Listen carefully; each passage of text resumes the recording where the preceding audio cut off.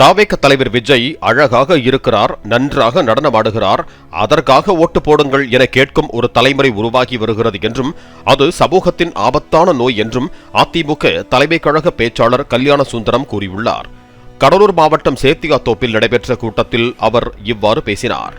மாற்றம் வேணும், மாற்றம் வேணும் இன்னைக்கு பேசுகிறவனை பார்த்து நாம் கேட்கிறோம். அறிவோடு சிந்திச்சு பாரு, கொஞ்சமாவது மனசுல அறிவு இருந்துச்சுன்னா யோசிச்சு பாரு, எது உண்மையான மாற்றம்?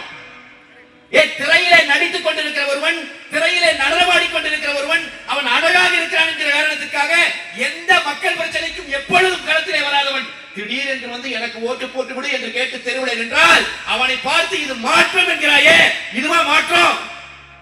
முதலமைச்சருக்கு மகனா பிறந்து நானும் முதலமைச்சர் ஆயிட்டேன், எனக்கு எல்லாம் தெரியும் வர, அதுவா மாற்றம்?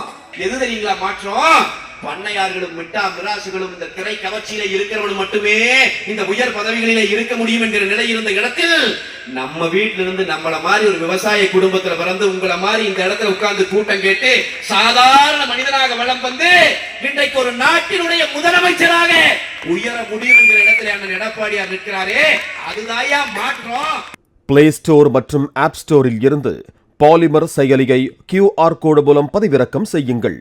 செய்திகளை உடனுக்குடன் பெறுங்கள்.